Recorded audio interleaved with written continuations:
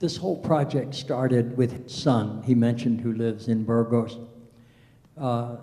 In 2003, he and I and my old dear friend Matt Clark, who played the priest that gave me the rosary, the three of us were trying to do the Camino in 2 weeks.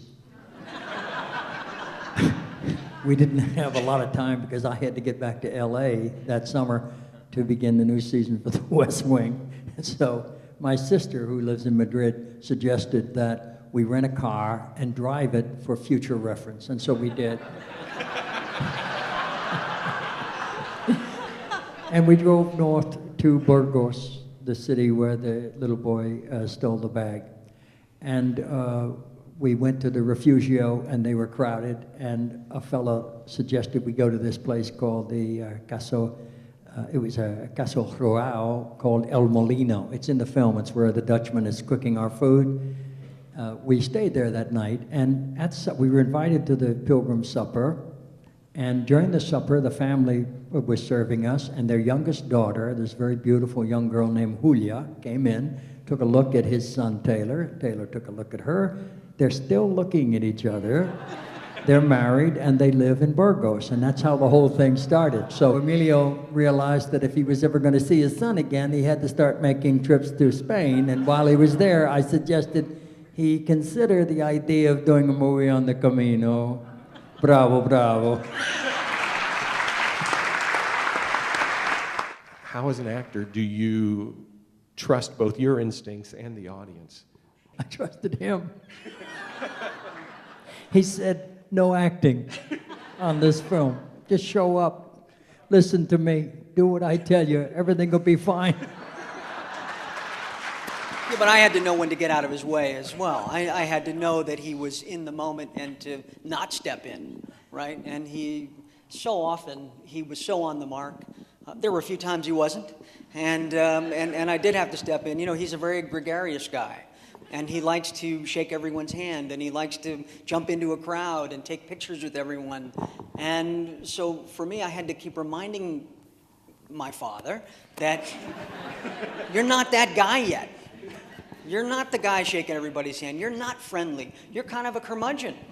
And you have to remember that. And he'd say, oh, okay. One day he said, would it make any sense to you if I told you that your character would never have voted for Jed Bartlett?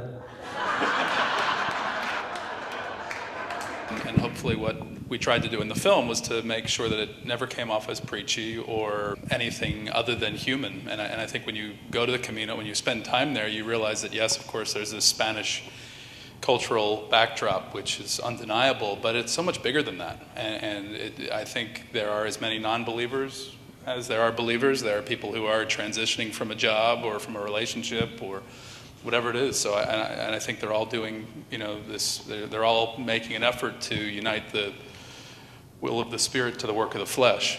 I mean, it's not just father-son this way, but it's, right, a grandfather story and a grandson story. My father was Francisco Estevez. He was born in a little village called Pararrubias in Salta Revolta, which is about 80 kilometers from Santiago.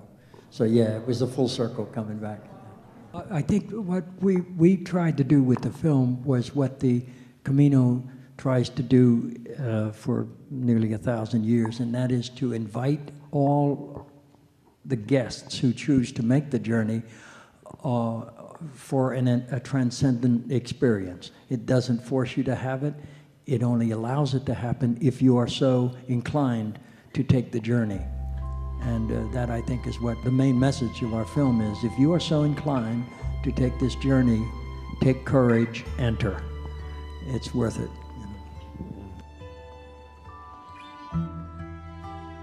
You know, Emilio's idea was for all of us to have our own private moment once we arrived at the destination.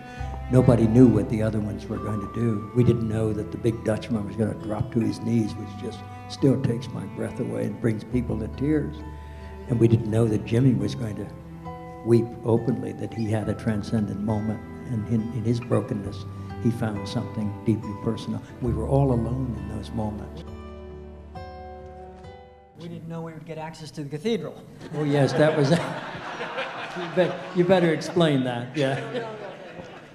We did not know until 48 hours before we arrived in Santiago that they would allow us to film in the cathedral.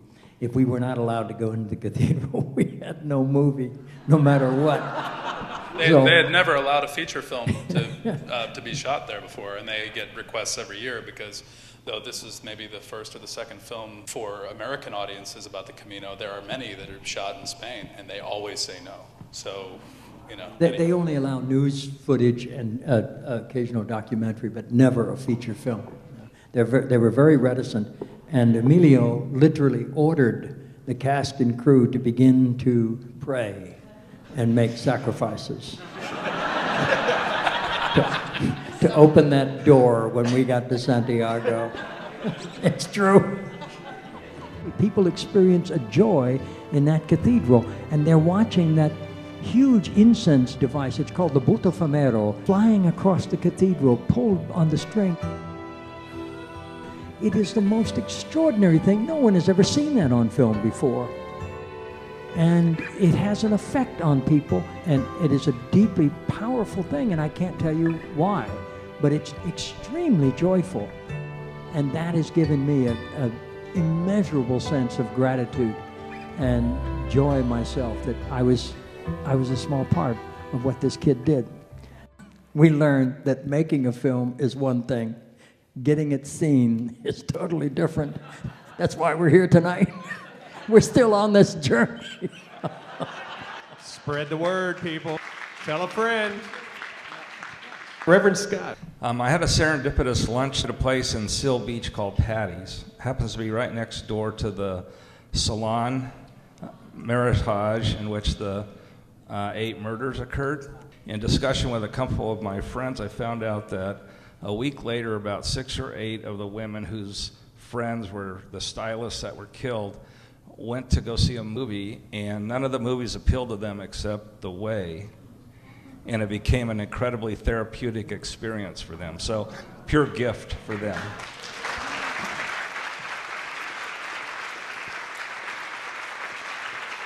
Just for my final comment, I want to thank Brian Oppenheimer so very much for making this possible. Thank you, Brian. You so much, Brian. Thank you. I'm so thankful that Catholics and Media Associates has given us a chance. It's been a year of great independent films, faith-affirming films, films like Higher Ground, film like A Better Life, and to that we now add The Way. Small, powerful films that deserve a huge audience. You know, you never know what you're going to expect when you walk into a crowd of people. You walk in and, well, I'm standing in the back of the theater and I'm sweating. And I never get comfortable. But what I do find is that I walk into a room of strangers and I leave a room full of friends. So thank you tonight for joining us and being my new friends. So thank you. Reverend Scott, Father Eddie, Sister Rose, David Lillian, John Sheen, and Emilio Estevez, it's The Way.